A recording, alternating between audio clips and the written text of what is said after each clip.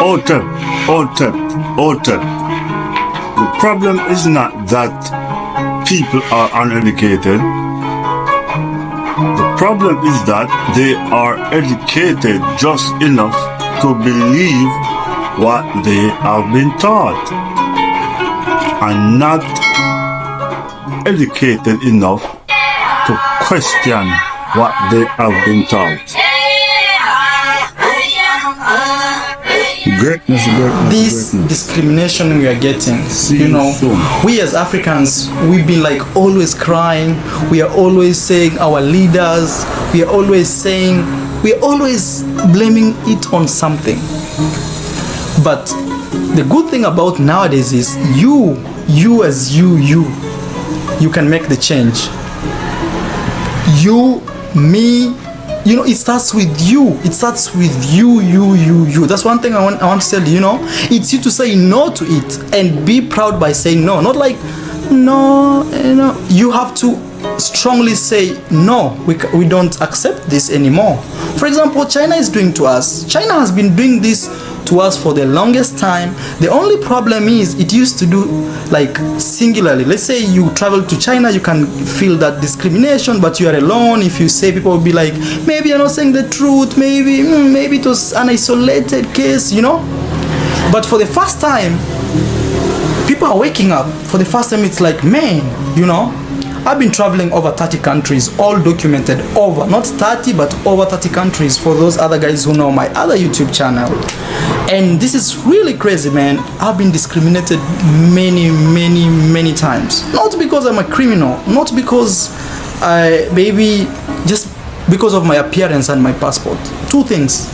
First, they check my passport.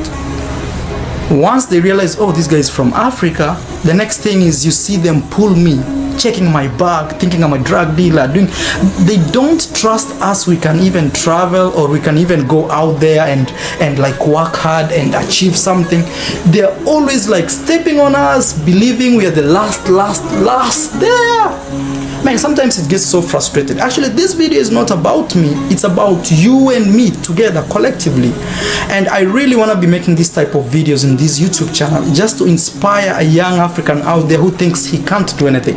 It's time, man. Change starts with you. And people will be asking, how will I create change? Number one is the mindset. You have to know. For example, your leader has an obligation to build a road because you are paying tax. And if they don't, you can stand up in their eyes and say, you are not doing any job. When you got this leadership, or when you became a member of parliament, or you became this minister, senator, governor, this road was still moram, and can even travel, or we can even go out there and like work hard and achieve something. They're always like stepping on us, believing we are the last there. Man, sometimes it gets so frustrated. Actually, this video is not about me. It's about you and me together, collectively. And I really want to be making this type of videos in this YouTube channel just to inspire a young African out there who thinks he can't do anything. It's time, man. Change starts with you. And people will be asking, how will I create change? Number one is the mindset. You have to know.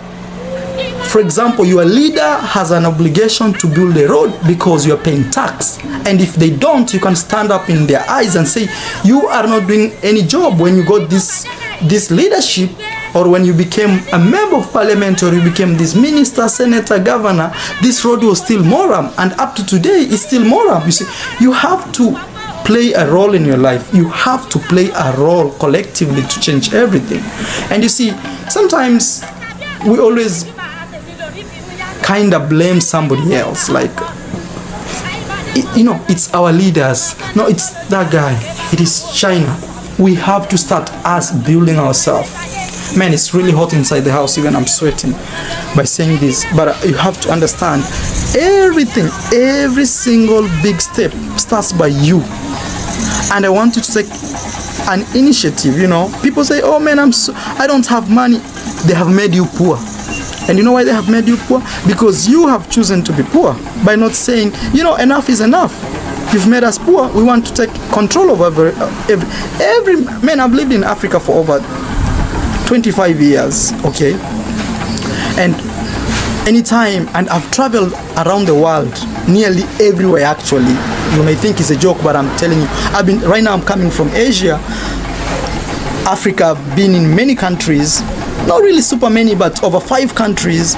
I've been in United States, nearly all the big cities you can imagine. Man, people outside, they take responsibility by themselves. And one of the major problems we as Africans is we always cry like, I don't have, it is them. Start by yourself. If people are discriminating us, okay, it's us to stand and say enough is enough. You say no, I don't want this. If that Indian guy in your home or that Chinese guy is beating somebody and your job is to say, oh, you know, that guy is the boss, I can't say anything. If I say, he will fire me. No, you stand and say, you know what, make your conscience clear. And that's the message we really need to spread out there. And it's time we as Africans build ourselves. Nobody will come to build ourselves. Even if they bring here these funds, they give you 5, they'll be taking 500. And that's how it always goes. Sorry, there's some noise, people constructing there. I have to go back to the house. So it all starts by you. It all starts by you saying no to something you feel it's evil. The problem is we entertain it. And our leaders, you always know, actually in Africa, we only have 2 presidents. Only 2. Trust me, there is no any other president or presidents I can rate in Africa. We only have 2 presidents. A president in Tanzania, his name is Magufuli. That's the only one of the 2 presidents we have in Africa, Magufuli and Paul Kagame. Only. The rest are puppets, including where I come from. All of them are puppets. When we were kids, we used to create puppets where you pull strings and you can control how the hand jumps or how the leg moves, Even the AU, useless. Actually, AU is one of the biggest problems we have as African. We need to reject it, stop funding it. And people will be like, how will I?